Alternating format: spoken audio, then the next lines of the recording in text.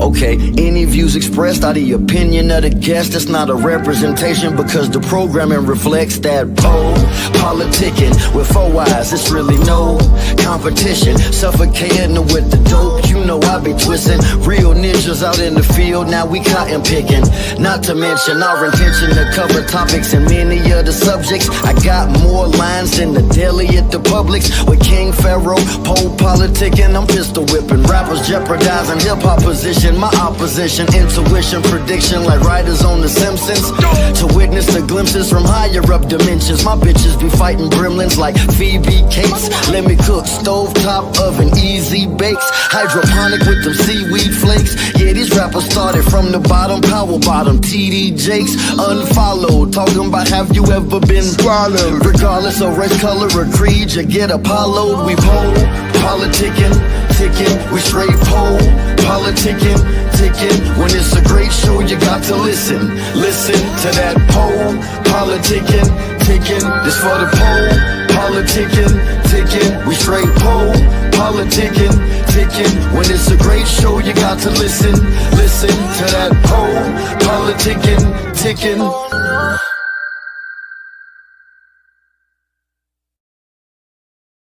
All right, y'all. Welcome back to PoPolitickin.com, your home for self-help meets hip-hop. Right now, we're live on YouTube, Twitch, and X.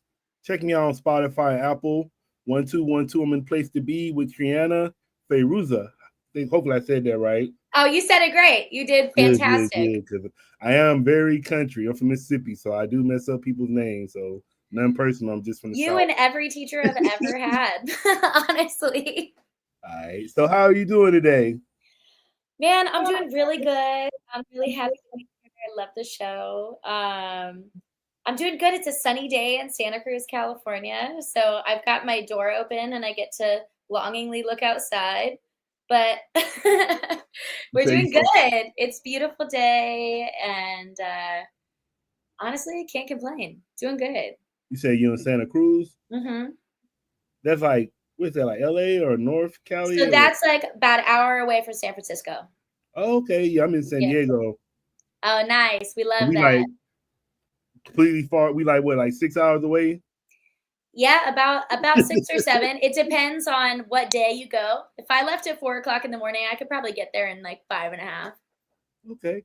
So I was listening. I know you have a. I'm not interviewing because I was like I can't interview all y'all, but I want to say it's Trianna Feruza and the Heavy Hitters. Yes, sir. Yeah, I was like, how many of y'all? It was like a whole band. I was like, I'll get ADG interviewing all y'all at the same time. So I love it. So we're a 4-piece. I play rhythm guitar. I'm vocals. I MC. And then Josh Baldwin is on lead guitar. Zach Latham is on bass, and Ryan Ouse is on the drum kit. And then I was gonna say, I don't know if this is on purpose, but you kind of remind me of Amy Winehouse a lot. So I don't know if that's like you just sound like her, or you're influenced by her. Or I definitely listen to her a lot. I've got to say though, out of every artist I've ever been compared to, she is by far the top. Everyone after shows, they go, "Do you know that British chick? You know the one, the I'm no good." I'm like, Amy Winehouse, yeah, that's me. I love it. I'm not mad at that comparison. I grew up listening to a lot of her music. I grew up listening to Amy, Erykah Badu, Etta James, Stevie Nicks. Yeah, Amy's definitely one of my top babes. She was fantastic. And then I was trying to say, cause I don't even know. So what type of, like, what genre is your music in? I never even considered it. I know Amy Winehouse is kind of like, they was kind of put her in R&B a little bit, but then she started doing music with Tony Bennett and stuff. So like, what genre is that music? I think that what we would have called it if she was still making music today would be neo soul. Oh. Okay. So what neo soul is if R&B, hip hop, jazz, and blues all had a baby. Yeah. And that genre is now what we call neo soul. So that's kind of what our band is. We're genre bending. we go all over the place. We got a little bit of rock too, but I think these days you have to have a pretty consistent brand. You need to be telling venues and booking agencies and potential, tour partners, etc. You have to have your brand in your package. So if we had to say a term for our music, it'd be neo soul.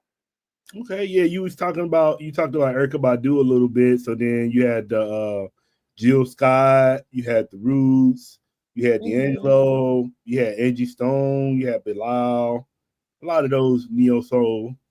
Honestly, one of the first songs I ever learned on guitar was "Hate on Me" by Jill Scott. It's a good song.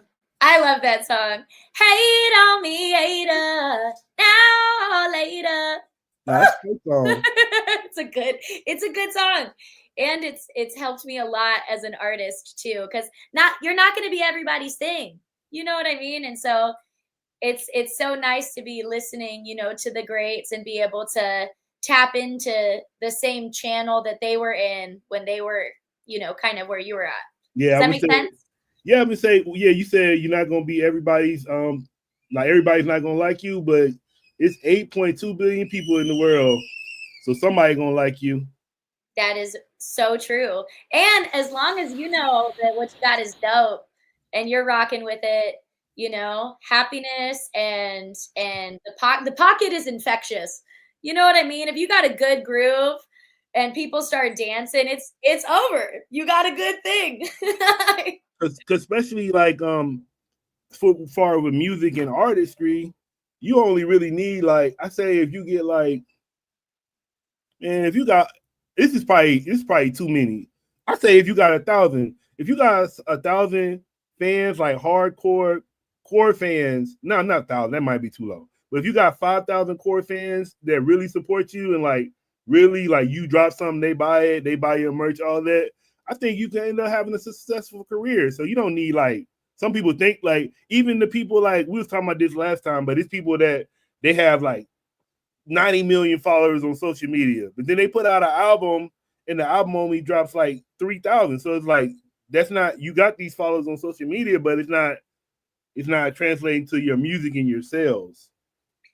Totally. I also think that a lot of it too is that people they're really good media consumers, Mm-hmm. but people these days so much is available for free that it's hard to consistently get engaged buyers as far as music releasing goes, which is why we love Bandcamp and we love, getting to self-release and being able to, print out vinyl and print out the CDs and getting people to like really come and like purchase the music has been so, especially in the past 5 years. We're so grateful to have things like Bandcamp because streaming's difficult. It's different, and it's different than it's never been this way before. Which is it's interesting, especially within R&B and neo soul and hip hop. I feel like country music fans, jazz music fans are really good at still purchasing like physical records or going to iTunes and actually buying the album. But I feel like with other like pop and other genres of music, it's so much, I think, easier for the younger generation to just stream. And so it's been really interesting to be doing these new releases and to be figuring out the playlisting and downloading with, other creatives to figure out, what is the best rollout? What does it mean? How do you get people engaged where they feel that you are accessible, but also are invested enough to still want to come out and purchase the music? You know what I mean? Yeah, I would say I know that's why a lot of artists they do like the bundles, so they usually sell their music with their merchandise. Yep. I think or I think another thing, like say like you putting out music, and then like back in the day we used to make it like the CD in the case. That was really a good part of the music. So I think artists should go back to really investing in their artwork, like make it like a limit, like get a real artist to do your artwork, like do some tight shit in it, like don't just we gotta step it up like it was back in the day. Like I'm saying, back in the day, you was excited to see that the inside of that album because you knew it was gonna have something in there that you wanted to see, or they had the lyrics in there, something. Got to take it back to that. Totally. I agree. And I feel like within my artistry, what I enjoy most about being a creative is that I get to be part of teams, and I have people that have been doing my artwork for the past, 8 years, and constantly meet new artists, get a live painter to come paint at your show, Right. Who's local in your community that's doing screen printing, can you go do a pop-up show at their shop to bring them new fans and new eyes? How do you engage your community and build a team so that, because if one of us eats, we can all eat. And so that's where we're at. Is we just printed out a bunch of CDs. I'm going to go pick them up on Thursday. And I'm working on getting a vinyl out. And so my buddy's doing a really beautiful painting for that vinyl cover. And just, yeah, I'm right there with you. I'm like, how can we bring it back to everybody contributing their art to make a really just phenomenal product that is made by us for us? You know what I mean? Fubu. I would say another thing, since you said everybody eats, and I got an idea for you because my friend actually has a food catering business. So you were saying say you have a pop-up, and then that's also a good time to bring that food business over with you because people gonna want to eat while they're at the pop-up. So it's then you can go more up there, maybe have some clothes or just whatever. But you can kind of, like you said, you can build where it's not just the artist. It has somewhat the whole community involved around them, and then that'll help everybody as well too. Well, that's how you make a scene. You know what I mean? I feel like somebody who's doing it really good right now is La Russell. Yeah, he's killing it, and that's what I mean. Is that template that he's doing is I feel like spiritually it's the way that we should go. Is what are we doing it for? It's for us and for the people and for being together and for making music and making the art and being able to all survive. And what better way to do that than to put each other on? I feel like a lot of times within this industry, it becomes so competitive where it doesn't need to be that way.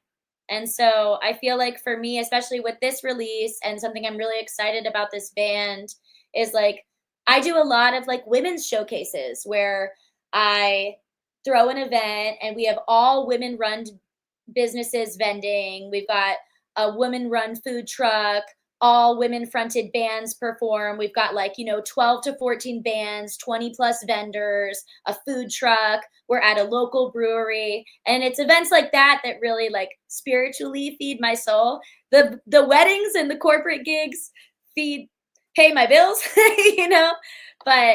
but I think that one of the really beautiful things about where we're at in this day and age is that it's so possible to do big coordination now because of technology. So you can do those big events like that and it can be smooth in a way that was harder to handle before. Does that make sense? Yeah. Yeah. And I love that shit. And then were you born and raised in Santa Clara? So I'm in Santa Cruz. Oh, Santa Cruz. I was born in Pasadena. My family's from LA.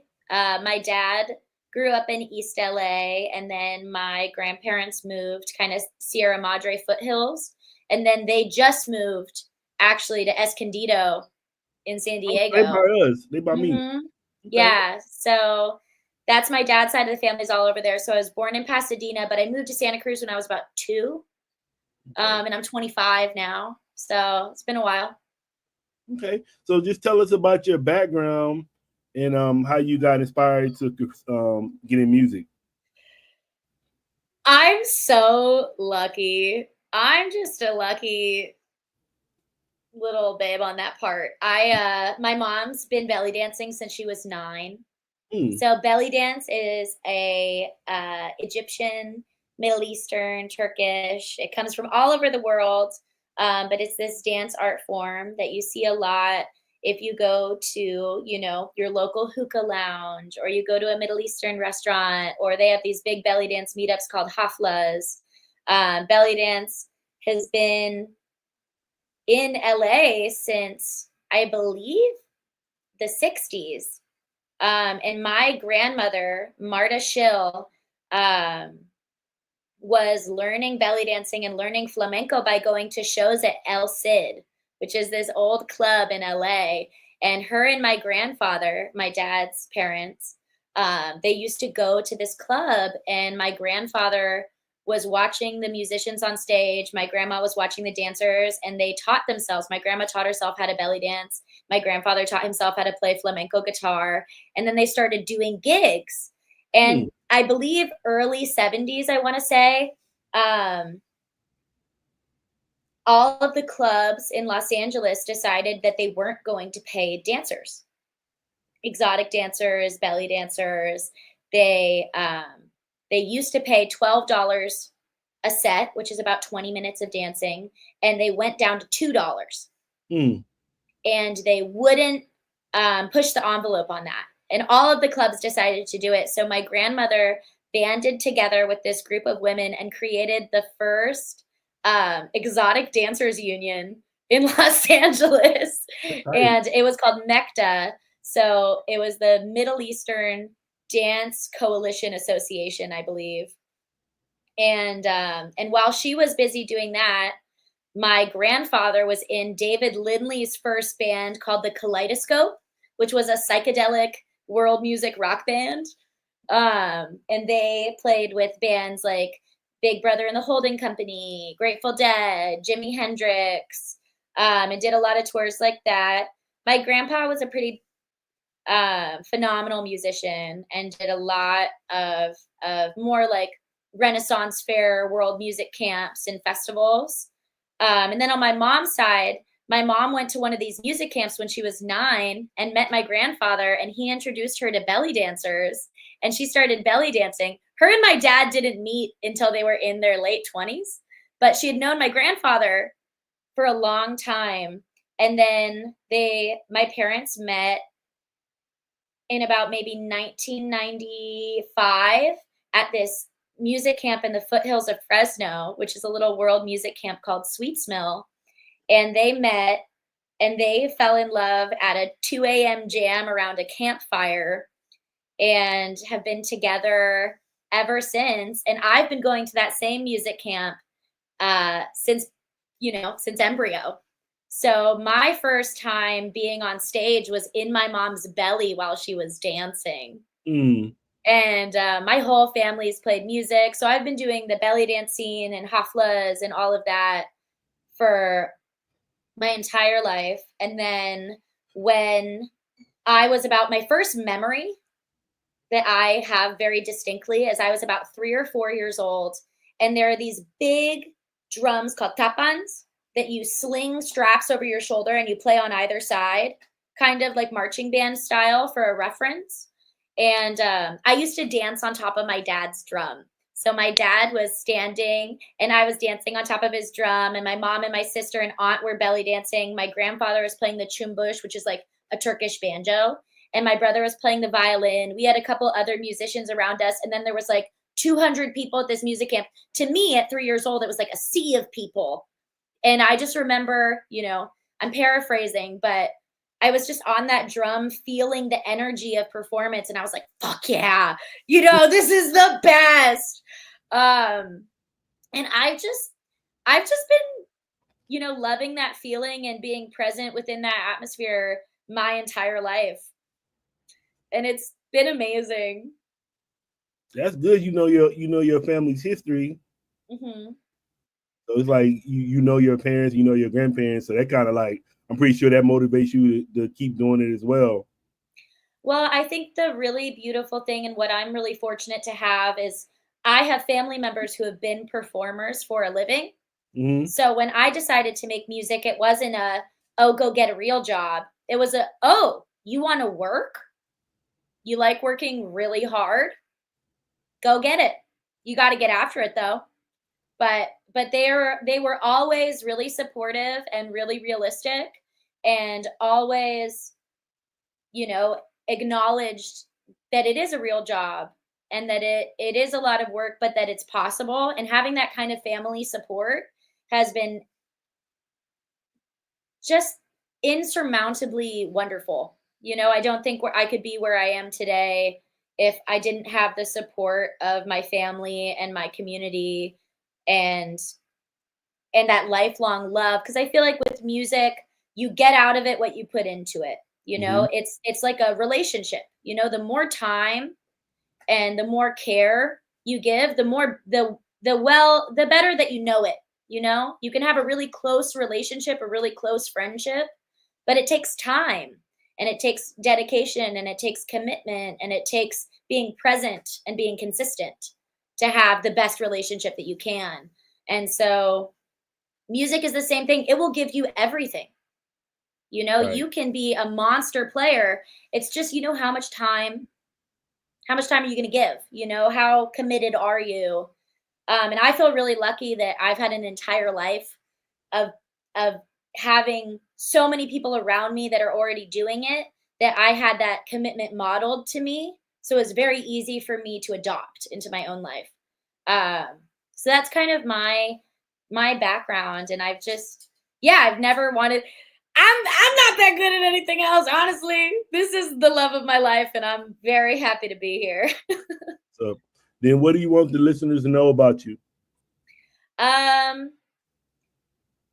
I want them to know that with Trianna Feruza and the Heavy Hitters, it's a time to, whether you're coming to a show or you're listening to the record, you're going to have, X amount of time that you can just like let go and zone out and feel good. It's tight arrangements, it's really groovy pockets, it's a lot of fun, but we also talk about real shit. So it's nice to be. I feel like one of my favorite parts about going to a concert is if I had a really bad week and I just needed to let off steam, and I go to a good show where I can just like let go and dance, or if I just sit in the back and I can just nod my head and just like let go of my stuff for 10 minutes, 30 minutes, 2 hours, it's a soothing balm for the soul. And so I think that with our music, like that's what we're trying to give to everybody else, because being able to make the music has been that for us. I feel like sorry. No, what you saying? Oh, I just think that in the way that the world is right now, all we can do is like be in community and make art and rise up, and together we are so much stronger than we are alone. And I've never found a more ubiquitously connective force than music. Right. Maybe sports. Maybe food too, honestly. Food and sports. Yeah. When you put them all together, then it's on. I'm gonna say, and then I want you to walk us through your creative process. I think me and the band, how we did a lot of this record is we would sit down with a song that one of us had written, and we would discuss, the different sections of the song. Like, let's say like one song is going to be like AABA. So it's going to be like verse, chorus, verse. And the only change is going to be that chorus sonically. So we'll sit together, we'll play through what somebody's written, we'll decide on a roadmap, we'll go, okay, well, I really like hits here, or I'm really wanting, a bridge that really changes. Where do we go? And then we write down our roadmap, we'll get the song really dialed in, and then I'll go and write the lyrics. Or sometimes I'll write a song on my guitar or piano, and I'll already have the lyrics all written out, and then we'll cultivate the arrangement to make the lyrics pop the best.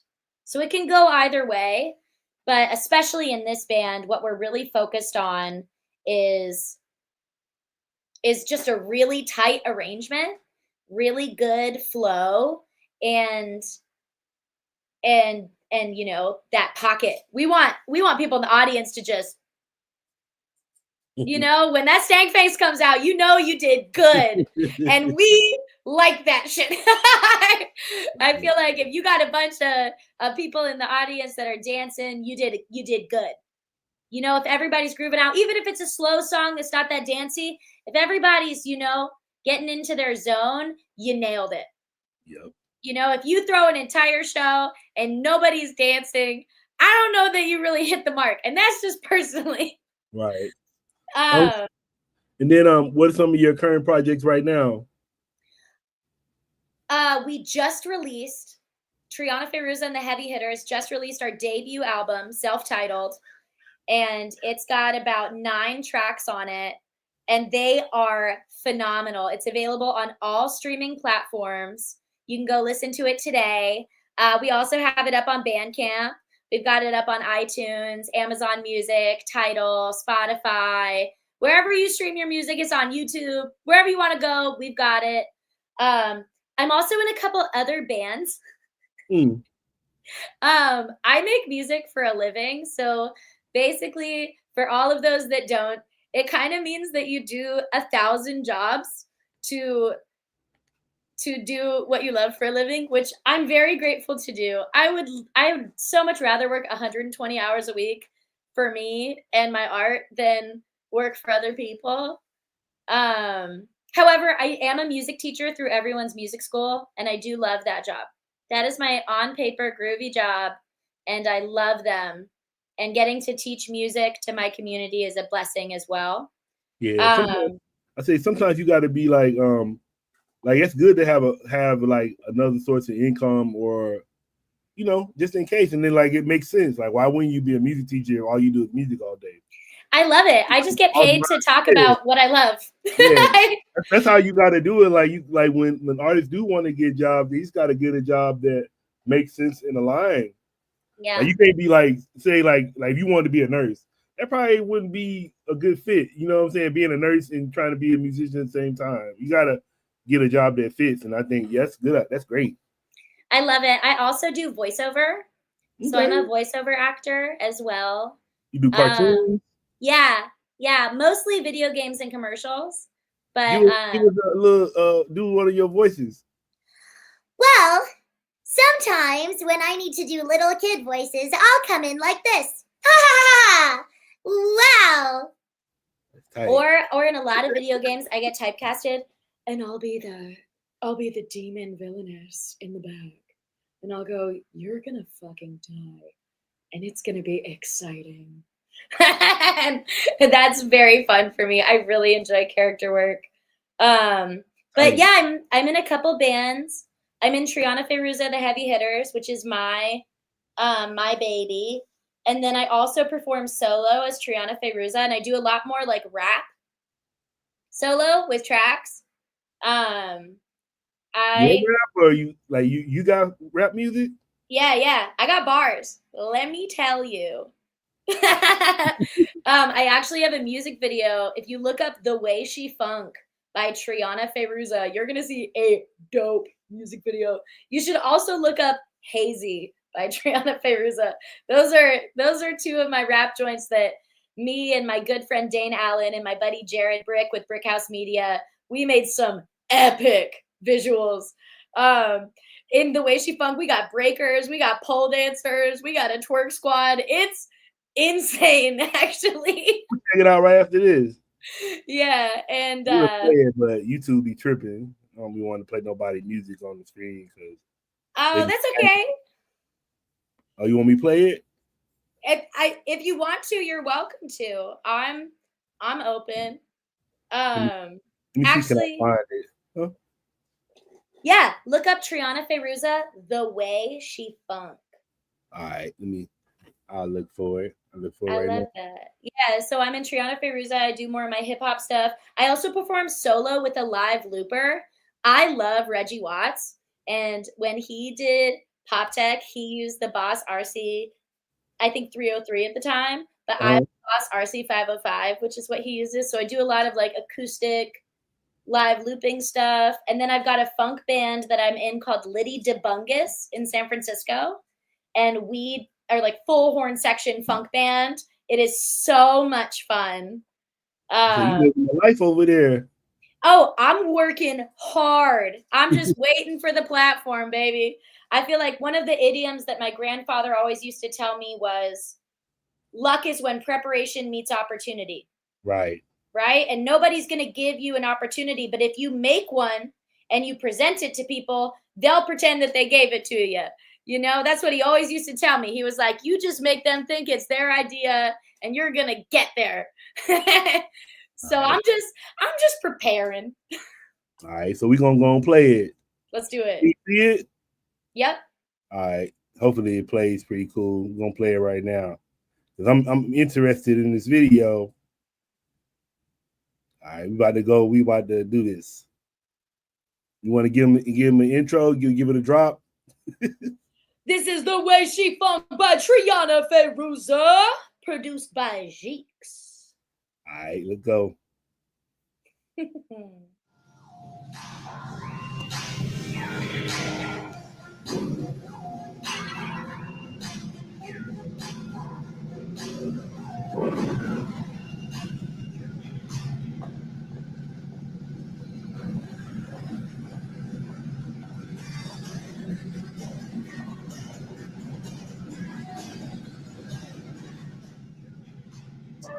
See, I heard y'all were confused. You thought I didn't have the bar. Well, sit back, relax, cause me, come through with the swag like D-I-G-G-I-E. I keep them flows on icy. Got features getting pricey. They hip to who the best be. What's cooler than being cool is to stay ice cold. If you ain't getting down with this, then you ain't in the know. I got sugar and honey with the iced tea. Know that I get a little feisty. Cook it with the beat so spicy. Ain't no telling where I might be. A jet ski, an airplane, a nightclub, a chess game. Got strategies on deck. Bars like rain clouds get wet. See, you been getting mad cause she ain't dancing with you. Been getting on me because I got the right attitude, the right kind of grooves, the right kind of juice. Ain't playing the fool, been caught up in the game. No, I be making my moves. Like a rim with a bag, got ice on the wrist. You ain't never seen little shawty like this. I'm hitching, catching, instant attraction. Say she is switch, I say 11. Baby, you don't gotta act so tough if you don't want. We can shake it together. Show me that junk up in your trunk. Show me that junk up in, junk up in, junk up in your trunk.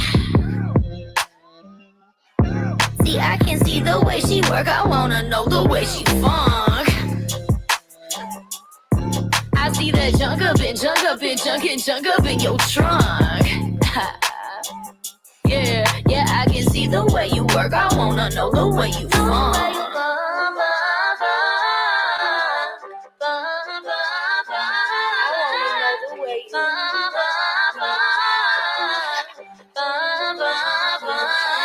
Jessica, rapid in her red dress, edible confection. Come and learn these lessons, and I can do these stresses. Get your chakra lined up so we can hit it right. You know you gon' see me, we gon' party all night. Hit the ground, you know what's up. Just go on and fill that cup. Yeah, you know I got that. Yeah, you know I got that. You know we gon' hit it with the boom, boom, clap. That click, click, boom, and she know it is that. You been getting mad cause she ain't dancing with you. Been getting on me because I got the right attitude, the right kind of grooves, right kind of juice. Ain't playing the fool. Been caught up in my game, so I be making my moves. See, I ain't a better man, can't claim to be straight, but I got this craving. Always hungry when it's you on my plate. These little mistakes when you say you been up on the hate. Walking these city streets with Lucy, she can hang till it's late. Show me that junk up and junk up and junk up in your trunk. Yeah, I can see the way you work. I wanna know the way you funk. Baby, show me that junk up and junk up and junk up in your trunk. I can see the way you work. I wanna know the way you funk.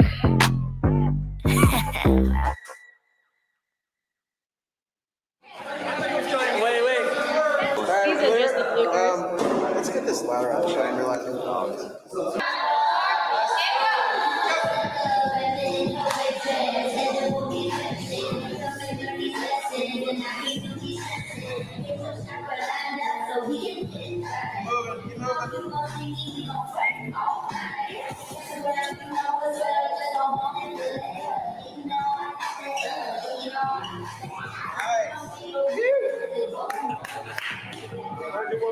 What if they're doing shit and she walks in and I think you're Okay, so on my left, you walk out a little back further. Yeah. That looks so fucking hot. Hey, guys, we're rolling. Music. You guys ready? Ready? 3, 2, 1. Go down maybe 3 more steps. One more. All right, you're good. Right, you want me to walk so fast. Well, sit back. One more smoke, Chris. One more smoke. There we go.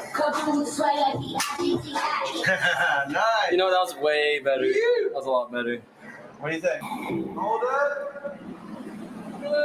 Nice. Okay, Jackson, you ready? Oh, you're coming. Get closer, get closer. Yeah! That's fucking hot. Thank you guys so much. 3, 2, 1,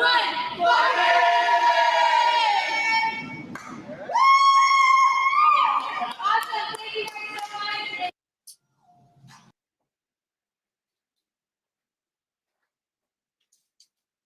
Yeah, that was dope right there. Yes, sir. That was It was hard. It was a good time. I like how you did the add you to the make sure. Yeah, I like how you did the behind the scenes too. You just going and add it on there. That was tight too. Yeah, there's a version on YouTube that doesn't have that, but what I always really love is like I like seeing how things were made personally, so I like including it just because it's fun. All right, so yeah, so how you get when you start rapping? That was actually like, because I don't know if you know, like I interviewed Megan Stallion, I interviewed Snow the Product, I interviewed MC Light, I interviewed a lot of female rappers, but yeah, you tight. I actually had a female battle rap tournament, like just all females and they was battling, but yeah, that's pretty good. Like I'm really impressed. I didn't know. I knew you were saying it was good, but I wasn't expecting it to be that good, and it was really good. I'm very happy to over impress. I like hitting the mark. In the video, like I said, you put a lot of work into it. That's why it's kind of good that you showed the behind the scenes right there, because it show how you do all the work. But yeah, I wasn't expecting that. I wasn't expecting you to come like that. Hey, let's go. So yeah, when you started rapping, I actually did battle rapping. Oh, when I was in middle school, I would go to meetups in Oakland and would do little battle raps. And I joined a poetry team, and that was kind of the beginning. Is I got my brother's iPod Nano when I was 8. Mm-hmm. And it had all, D12, the Chronic 2001, the Freestyle Fellowship, AC Alone, old school Queen Latifah. It had, Drew Down. It had some Mac Dre. It had, all of these rappers on it. And I got this little Nano, and I would just listen. And I would copy, all of the flows. And because my dad's a drummer, when you speak in drum language, you go ba da da da da da da. No, I was thinking about the rhythm. It was like rikki tikki doom da da. So because I had that kind of language already in my head, it's been really easy to cultivate a study where I'm able to write flows. And a lot of times when I get to write, when I'm not freestyling, I'll get to, record that and go ba da da da da da da da da da ba, and do the sounds and then put the words to it afterwards. Because I feel like scatting, right? What? The scatting? Yeah. Yeah. Yeah. Also, it's a lot about how drummers talk to each other like that too. When they're trying to communicate like a rhythm or a vibe, musicians will be like, "Hey, will you actually do it more like a boo boo cat?" Which has made it, yeah. So a lot of times when I'm writing my flows, I'll more do it like rhythmically and then get the words later. But I love freestyling. It's a muscle. Freestyling's a muscle. I gotta say though, like listening, you know, to Black Thought and K-Dot and just really like if you study, have you heard Black Thought's Sway in the Morning? Do you know what I'm talking about? Yeah. Yeah. Studying that stuff, you know, studying those videos, getting to, you know, listen to like old school Don Dada videos and kind of deep diving there. It's just such a fun exercise too with rap. And like we love Snow the Product. Megan Thee Stallion's fucking dope. Nicki Minaj is dope. I'm like, I want somebody to find me in the McDonald's, dude. I gotta go to the right McDonald's. I've been going to the wrong ones for years. Who got discovered at McDonald's? Huh? Who got discovered at McDonald's? Nicki Minaj. Lil Wayne went into McDonald's and discovered Nicki Minaj. Oh, yeah. Cause actually, I've been doing this for a minute. So actually, like, you remember? I don't know if you remember how like before she was in a group. Yep. And it was Safari, another rapper, and her. I do. I'm cool with the other rapper. Oh, nice. Yeah, so I started like 2008, and he was talking about it like back then, but I just couldn't get it. But he was telling me about it, and I was like, oh, okay. Cause I think the guy I'm talking about, his name's Lou Star, and his dad is the dude from House Party, the little short one. I'm gonna kick your fucking ass. That's his dad. And he was in a group with Nicki Minaj, and it was Safari too. It was him, Nicki Minaj, and Safari. No and shit. I forgot the name of the group, but yeah, I didn't know she got discovered in Walmart too. I mean, not McDonald's. I didn't know that part. I mean, I just read it. I don't know for sure. I've never talked to her and asked, but that's what the internet says. Nah, she tight though. I actually I was just looking at her. I was talking about her today, but I think she's been around. Like she's been one of the best for a while now. She's been killing it. Also, you know, from here in the Bay, like Blimes and Gab. Blimes just got a live band together. She's been kicking ass. Snow's been kicking ass. You know, Lil Sims is rocking it. Doechii literally just got multiple Grammys. Yeah. It's just, you know, I love that women in hip hop are really, there's so many more of us in the scene now. And it's so nice to be able to have like a lot of peers, you know, because it wasn't always that way. Yeah, so who is give us your top 5 favorite artists? Oh no. Yeah, I want to see who you say because you all over because you got a lot of stuff, a lot of sounds. Oh, okay. Of all time or just recently? You can do recently. Let's see. Okay, I'll do recently. Recently, Anderson .Paak, always. Good, yeah. Doechii, also just phenomenal. Lauryn Hill is always, as far as songwriting goes, is just the queen of my life. I got 2 more. I gotta say, as a belter, Etta James for me is definitely all time just one of my people that I've based my artistry off of. And then recently I've been doing a lot of jazz gigs. I got a jazz quintet called Swing Shift. And so I've been studying a lot of Ella Fitzgerald recently just to kind of get my musicianship back on. I've been really loving all of they're all Alan Stone. Alan Stone's phenomenal. Of course, The Roots. Yeah, somebody, my guy said he want to know because we was doing recent, but he said he want to know all time. Of all time. But you was kind of going to all time. You kind of named 2 new people. Then most of the other ones was like, yeah, older. Yeah. I think of all time. I think the Roots. I think Amy Winehouse is another really big one. Of all time is Etzma Retspova, is a Macedonian singer. She's not with us anymore, but she was a phenomenal Macedonian singer. And a lot of the stuff that I sang with my family at all the belly dance stuff was a lot of her songs. What's And Macedonia? Macedonia is a country in the Balkans. Where? And in the Balkans. So like Europe area. Okay. Right. And Sorry. so it's like Albania, Macedonia, Romania, Hungary, Greece. I heard Romania and Hungary. I just never heard of that country before. Oh, totally. No, all good. And so I really love her. And what I love about her career is a lot of times when people make it really big and make a lot of money, they fund themselves. But what Esma Retspova did with her career is she became a global sensation, adopted 42 orphans, refugee orphans, put them through music school, and they became her band and dancers. And it's so rad. She's just the greatest. What's her name again? Esma Retspova. So ESMAREDZPOVA.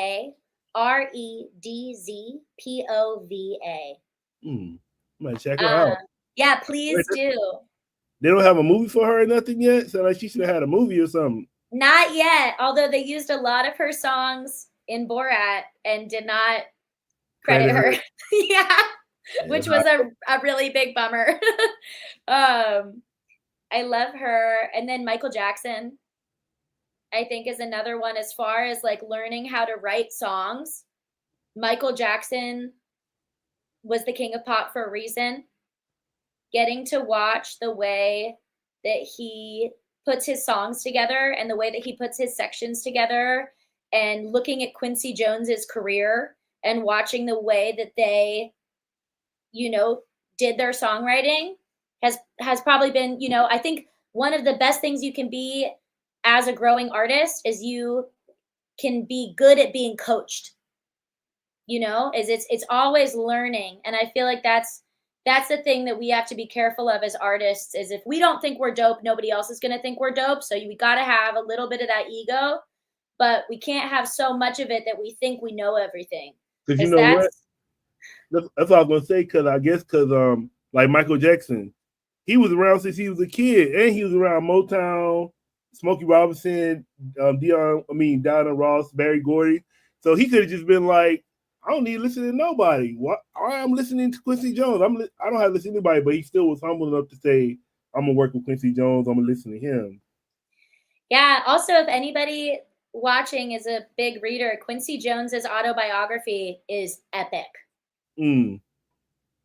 It's a good read. He has a really phenomenal career. And then also, I love Beyonce. I love Beyonce so much.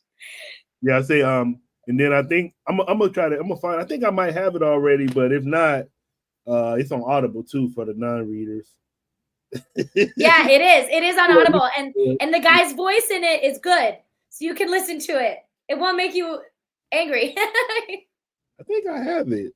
What's the name? Is it the In His Life and Music? I believe so. I don't remember it off the top. Yeah, I'm looking at it right now. Do I already have it? I'm just gonna buy it just in case I don't have it. It's such a good book. What other books you like? What's some more books you like? I'm a big fantasy nerd. But as far as like autobiographies, Jimi Hendrix autobiography is phenomenal. Quincy Jones's autobiography is really good. Michael Jackson also has a lot of books written about him. David Bowie's autobiography is fantastic. That's another big one for me, is what David Bowie did with his career. Same with Queen. Love Freddie Mercury. But what David Bowie did with Ziggy Stardust is he created a rock opera. He had a 2-hour show that was a theatrical performance. Ziggy Stardust and the Spiders from Mars was a global like musical, but it was by a rock star. And the way that he did that, same with Prince. Prince started doing that with his shows. Queen was doing that with their shows. And it was so epic because when you go to a show, you're giving somebody a performance, and making that theatricality combined with like rock stardom is like what's allowed artists like Lady Gaga to do what she was doing, you know, Justin Timberlake to do what he was doing like early 2000s, and like those kind of engaging, like you have dancers, you've got the singers, you've got the acting, you have your script dialed in, is like how our live performances are built today. And it's so cool to like go back and watch all of that too. Is that's been a big motivator for me, and a really great source of inspiration is getting to watch those old school big concerts. Because I feel like, you know, as an artist, we get so caught up when we're still small time in like day-to-day survival that we forget to like really work on big picture dream. I feel like we know that we like want it, but we don't know what it would look like if we had it. And I think that's one of my favorite exercises. Like, if I had $1 million to spend, What on I a be show, doing with it? yeah, well, but if I had one just for a You ain't gonna- concert, that's so good you said that, because sometimes it's like you can say you can't just put the number out, because you gotta like say you talking to God and you say I want $1 million. He or she, okay, what you gonna do with it? If you don't have it, like that's why they say this is probably the same reason they say have a business plan, because you got to write it out. So you got to have a business plan with yourself as well. You can't just be like, I want the money, but you don't know what you're gonna do with it. Because why would he give it to you? Why would you deserve it if you don't even have a plan? Like, you don't even know what you're gonna do with the money. You just want the money. Why? For what? totally. Well, but also I think that's another thing with musicians, is that we're so creative based that we forget that getting to that next step is, you as a musician or a band are a startup. You are a startup company. And what you need as a startup company is you need investors. You need to look for sponsorships. You need to look for the right audience for your brand. You need to have the brand, and you need to be able to push a product. You know, so what is your package? What are you doing, and how do you sell that? Because that's how you get the booking agencies. That's how you get the bigger shows. That's how, you know, you get the managers, and you get to those next steps. Is it is a business. And it is for me, like the greatest, bestest, most awesome business in the world. But it's still like, nobody's going to invest in you if you don't have a product that they can see growth in, you know?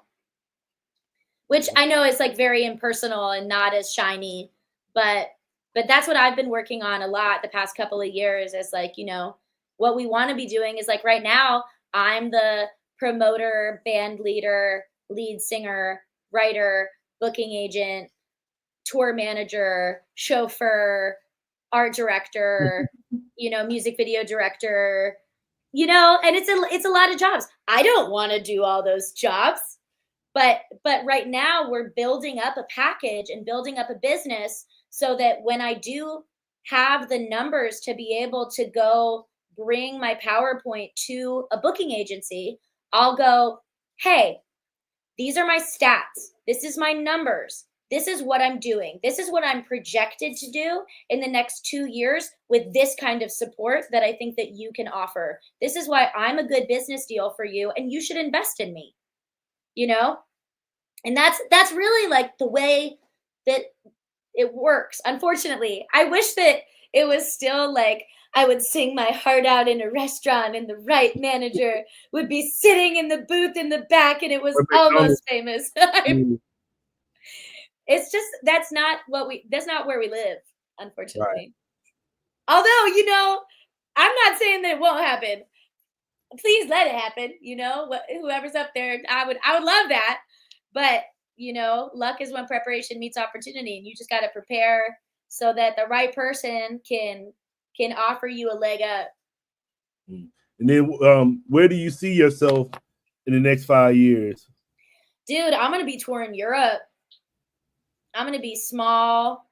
I'm going to be maybe bigger arenas, but I think sold out concert halls in the next 5 years.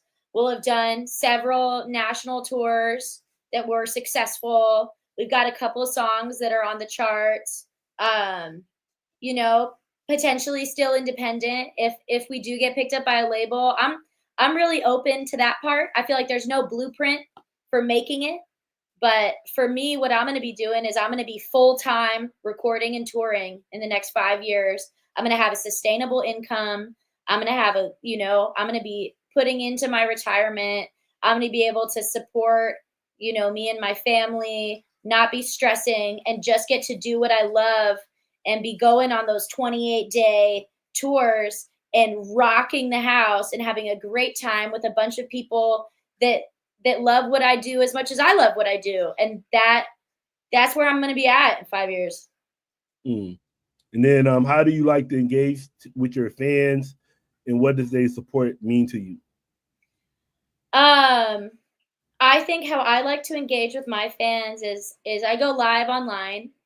I also I love, it's really, for me, I'm a big performance girl. I'm a live show girly. That's where I thrive. That's where my heart is. The most myself that I've ever been in my life is when I'm with a good crowd on a good stage playing music. And that's, getting to meet people at the shows. All of my bands are just phenomenal as far as the performance aspect goes. So come to a show. A lot of times right now they're free. We do a lot of breweries. We do a lot of bars. We do a lot of events. Come out to the show, get you some t-shirts, come buy a CD, when you're going online, check out our Bandcamp. How do you support the artists in your community? Well, you find the streaming services that actually pay them a little bit, and like, it doesn't take a lot, follow us on social media, find our bands in town, see when we're going to come to your city. A lot of times when we go on tour, we also do like little house shows on our days off. Like maybe you have a house and you want to host us for a show. We would love to come do that with you, and I think that what their support means to me is like engagement, and that's the best thing you can do for the artists that you love is you can show support by buying, tickets to the shows, going to the shows, buying the merch, follow them on social media, share the posts that you like, add all of the favorite songs that they've released to your playlist.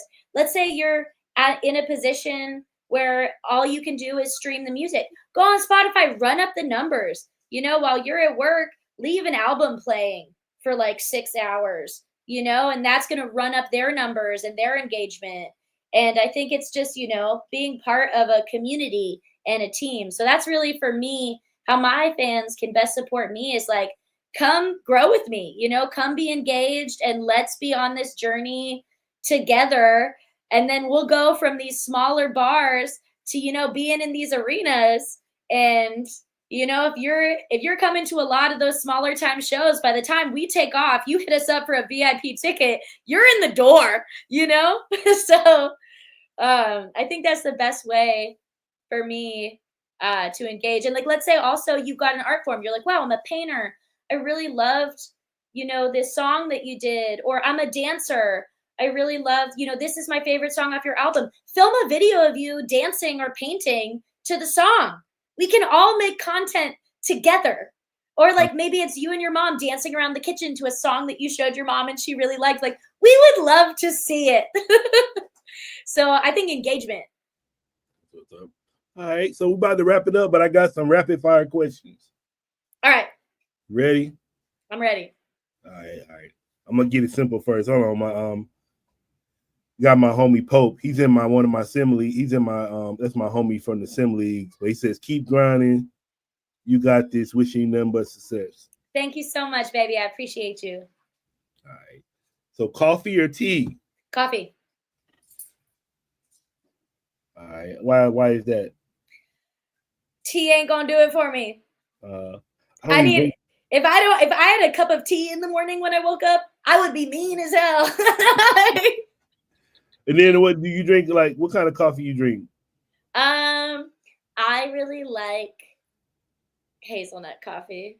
Okay. I'm a sweet tooth bitch. That's me. Do you put cream in anything? Yeah, I like hazelnut creamer or vanilla creamer. Half and half's great. Some heavy whipping cream ain't half bad. All right. Favorite song to perform live?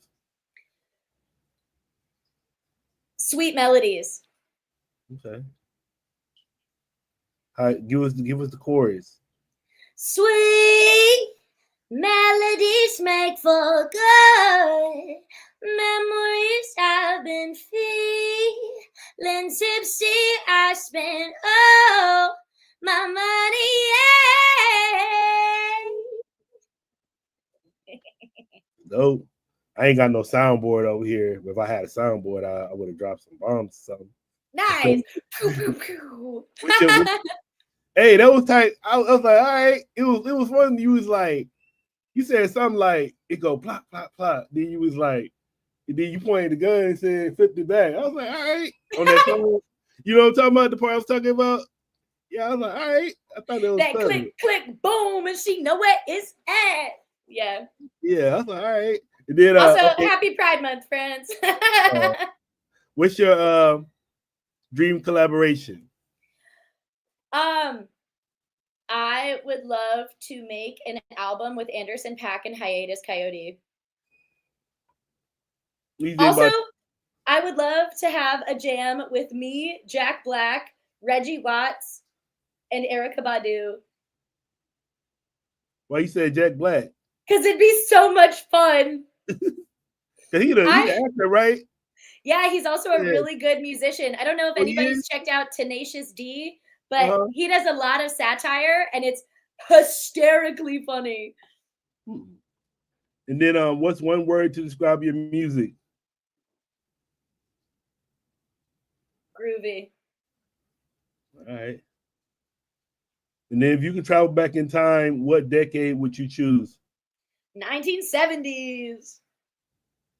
Why you say 70s? Motown, baby. Oh, what I would have done to be there. Or 90s. I would have loved to go to a Biggie Smalls concert, and to see D-Light open up for Salt and Pepper in the 90s would have been a dream come true. I would have loved to have been at that show. Any show on that tour would have been great. What's up? And then you was talking about what you was saying earlier. You said you would go back watching Don Dada. Have you seen the YouTube videos where he's got the pen and he's just banging on the fucking deck, rapping with a pen? I gotta check it out. I'm gonna look it up. Look up "Married to the Game," Don Dada. All right, I'll type it up after this. And then let me see what else. Are you a morning person or night owl? Night owl. You can't be a morning person when you gig small time. Right. That ain't how it works. If you can't be up and active at 1 o'clock in the morning, being a musician is not for you. Unless, that's not true. You could do matinee shows. It's possible. Never mind. You could do all the things. Oh, I know you talking about Don Dada now. I didn't know his name. I know who he is now. My bad. I didn't know who you was talking about at first. All good. I had to look him up. I know you talking about. I just didn't know because I didn't know his name. But yeah, he is tight. He is tight. And then what's your favorite social media platform? Instagram. Why you like Instagram? I think that I'm moving towards Blue Sky now, but the reason that I like Instagram is you can go live. It's, I think it's the only one that I've monetized, honestly. What's Blue Sky? Blue Sky is it's like if Twitter and Instagram had a baby that wasn't owned by Meta. But then I know, I would say it seemed, I know this one's supposed to be going away, but it seemed like TikTok is where all the numbers are. Like you trying to get seen the most. That's true.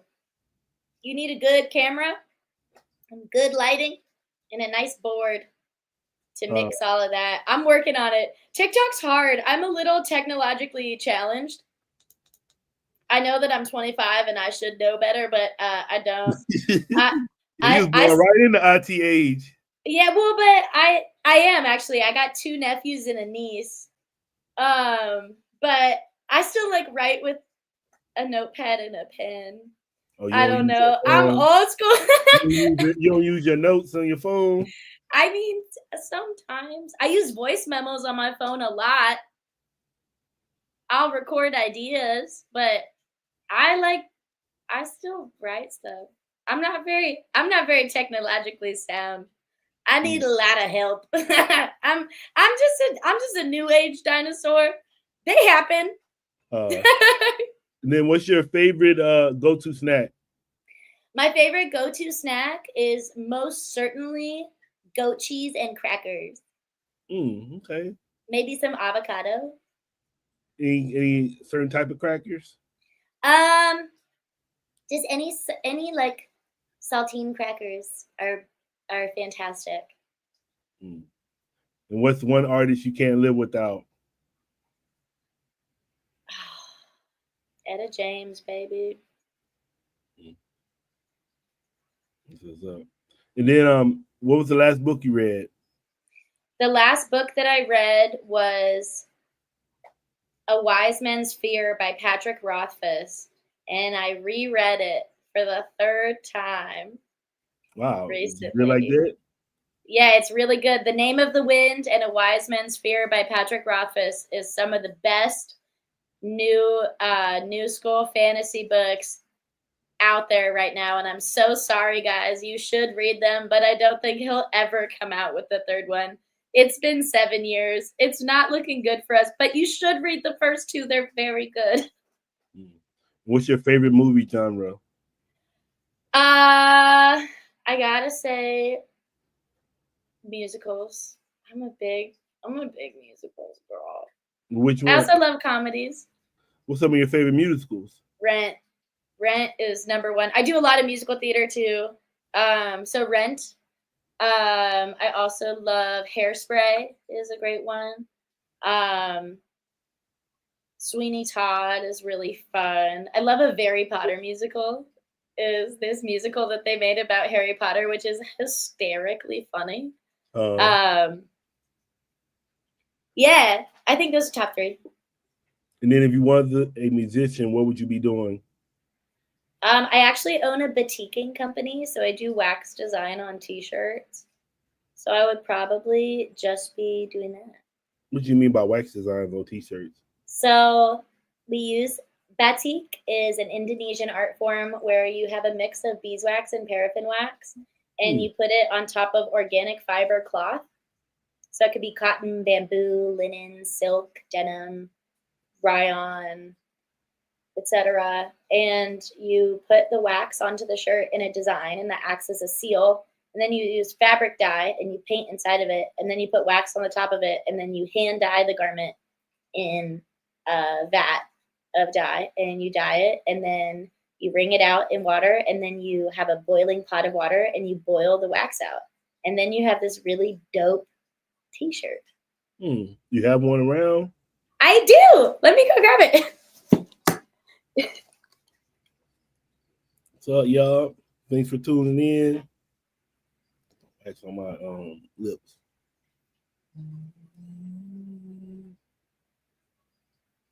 Y'all make sure y'all check me out.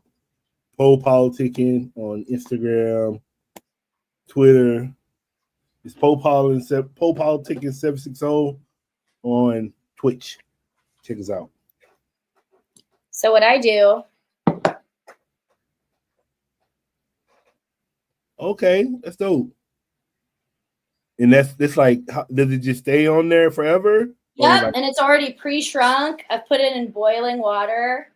It's all boiled out. That's tight right there.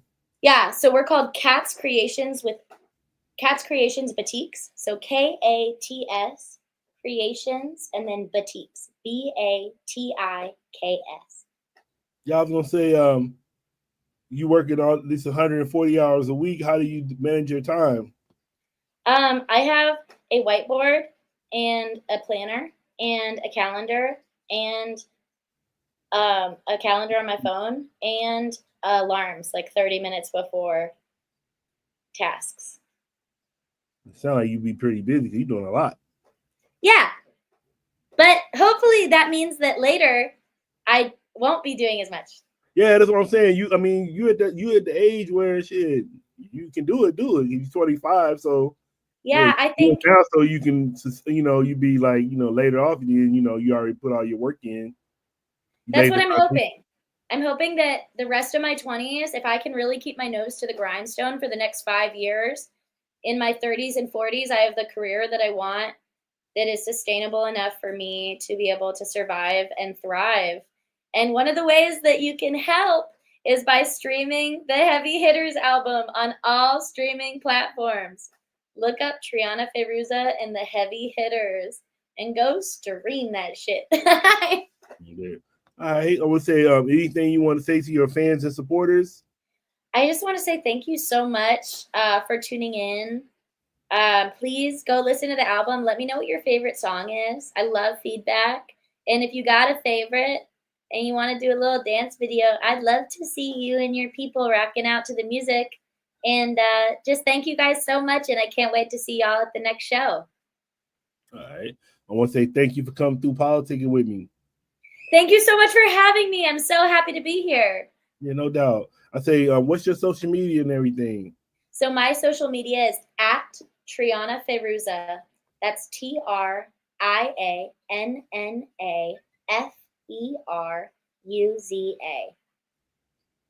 right, no doubt. You got any shout outs? Shout out Eris for helping me book this interview. Shout out to my band. The Heavy Hitters are rad as hell, and I love them very much. Shout out to Liddy DeBungus for all of those in San Francisco. We're going to be performing at the Rickshaw Shop on the 29th. That's this Thursday. And then we're also performing, me and the Heavy Hitters are performing at Mountain Vibes Music Festival on Friday. And everybody in the Sacramento area, come to the Blue Mountain Event Center and come rock at the festival with us. You can use promo code HEAVY to get a massive discount on your ticket. If you're into off-roading vehicles, ska, hip-hop, reggae music, and you want to be by a river having a kick-ass time, come party with us this weekend. It was no doubt. Yeah, shout out Aries for sure. That's the homie I have to work hard for a while. With my friend, he asked us about Tupac. I don't know what he asking me. Just I do love Tupac. I love Tupac. I love Biggie. They are definitely big, inspiring performers in my life. I love studying their lyricism is fantastic. I also, also shout out Pope. Yeah, I know. I'll shout you. He want a shout out, so shout about what up. Now, that's my homie. He just I got a basketball 2K league I'll be running. So, but we all run a league, so that's one of my homies. I love it. Checking it out. All right, but yeah, I want to say thanks for coming through Politickin with me. Yeah, we gotta catch up. So anytime you have something you want to talk about or a project, hit me up. I will. Thank you so much. All right, till the next time, y'all. Y'all be safe out there. Peace.